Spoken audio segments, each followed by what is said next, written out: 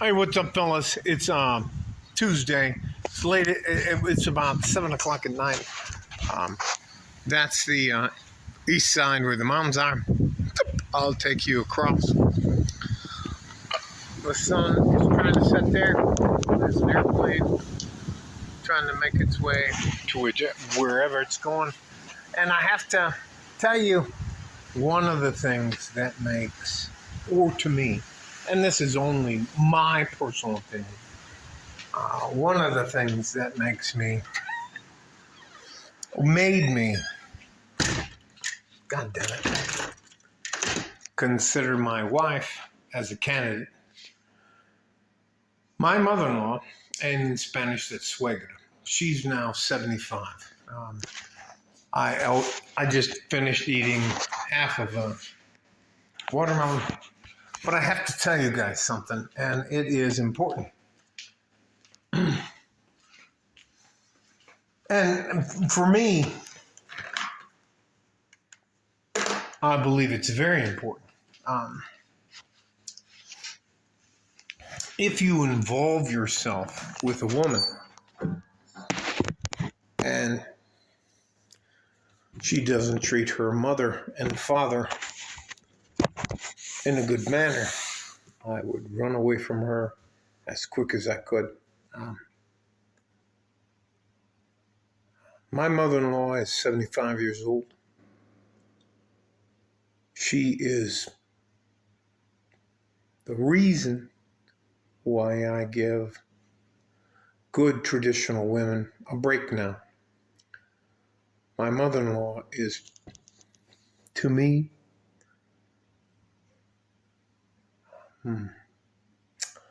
I didn't grow up the way many people grow up, but my mother-in-law treated me extremely well from the very first moment she met me. And I've been difficult at times with her. So when my wife goes to see her, I don't have any problem with that. My wife is with her now in Juarez. My mother-in-law completely changed the way I think about women. And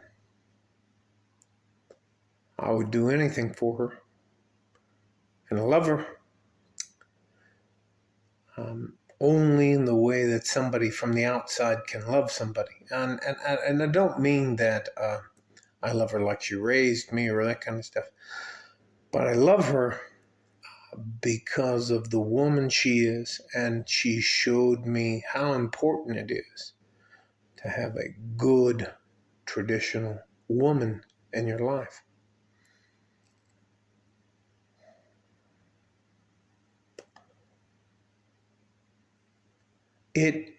That woman, she's not even 5 foot tall. I can't even tell you. When I hug her, I have to bend over like that. I can't even tell you. I will tell you this small story, short story, and then I'll move on. The first time I came to meet her, she invited me into her house, and what she told me was, "Mi casa es tu casa." My home is your home. You are welcome here at any time. And I don't know. That's a big deal to guys like us that grew up in an orphanage. And that's a big deal to guys like me who, it's just a big deal. I didn't grow up that way. And I can't tell you what it's like to have someone give you a hug and they kiss you here and here, and she's tiny. I can't tell you what it's like to have somebody with little anyways. But I'm very standoffish, and I'm used to just a fucking handshaking. And we're out. But So I get up very early. And the first night, I didn't sleep very well at the house. And then I got up at like 4 o'clock. And I wander around, put my clothes on, wander around, use the bathroom, and go to the kitchen. And my mother-in-law, suegra, is already there. And the coffee's already done. All the dishes are done. Everything's done. And I didn't know it at the time, but I sat in the chair that her husband sat in. She didn't say a word to me. She didn't tell me I couldn't sit there or anything else. And she was like, "¿Quieres café? Would you like a cup of coffee?" And I was like, yes, I would. But, and I got up to go, I don't know. Listen,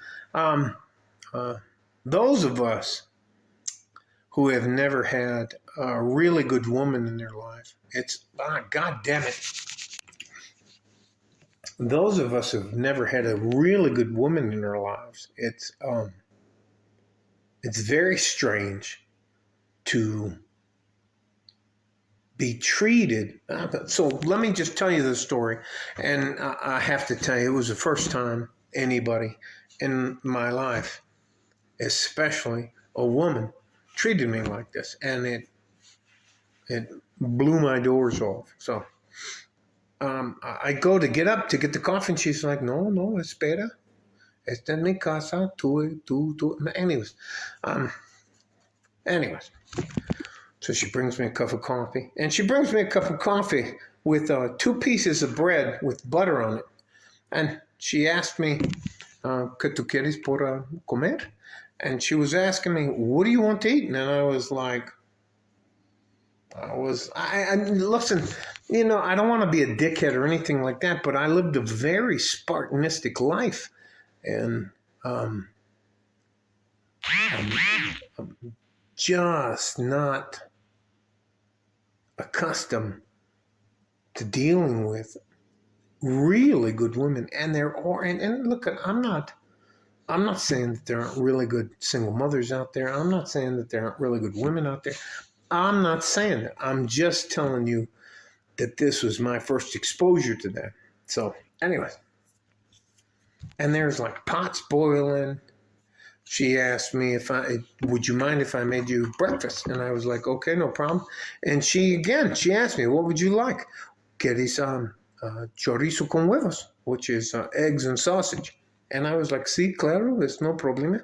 And she was like, ¿Quieres 3, 4, 5, cuántos huevos tú quieres? How many eggs do you want? I just can't even fucking type. And I was like, 3 huevos con chorizo y gracias. 3 eggs and the sausage. And they mix it in. Anyway, any fucking time. And this is like at 4:30 in the morning. And she's already been up for an hour cleaning that. Man, hey, fucking.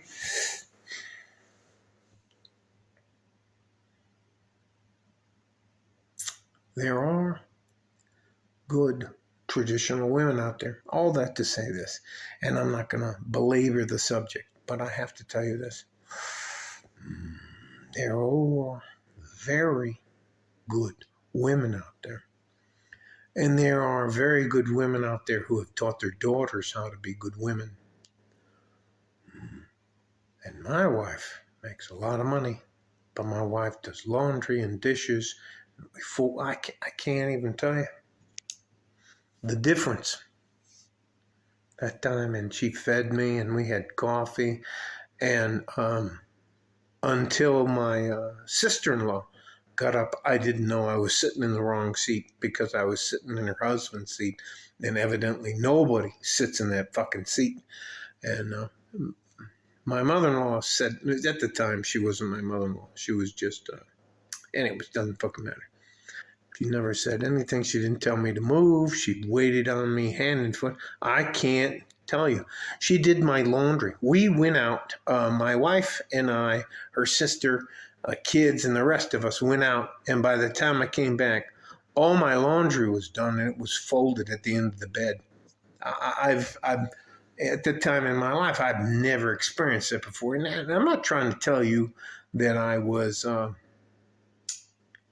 it doesn't fucking matter. It was just bizarre to me. And my wife and all the people were like, That's just fucking normal. What are you doing? What are you doing, white boy? What are you talking about? I was like, look, I was there at 4:30 in the morning, and she was like, what can I do for you? And I was like looking around like, oh, who the fuck are you talking to? Are you talking to me? And she was like, yeah, motherfucker, I'm talking. Anyways, all that to say this. There are very, very good women out there. There are fantastic women who will do everything they can to help you and help you be successful. But those women do not live in the United States of America. Those women have nothing to do with the people who live in the United States of America. The women here are broken, abused. They feel, I would never, and I don't mean this mean to any of the good women that are here in the United States, but you're too hard to find. You're too hard to find, and you would rather seek attention than seek a relationship. And I can't even fucking tell you. My wife's off right now in Juarez with her mother-in-law, and I can't even fucking tell you. My mother-in-law is going to send back salsa. She's going to send back some food. And you know what? This is the last part, and I promise I'll let it go. Whenever I go somewhere with my mother-in-law, down to meet her family, to ask for permission to marry her daughter and the rest of that stuff in front of the men in her family, my wife acts completely different when my mother-in-law is around than when my mother-in-law is not around. When my mother-in-law is around, my wife waits on me hand and foot. Couldn't fucking ask for it. I go to get up. Where you going? What can I do for you, bud? But when my wife's not here, I'll be like, she's like, basta. And it's, what they say is, basta, pinche joto.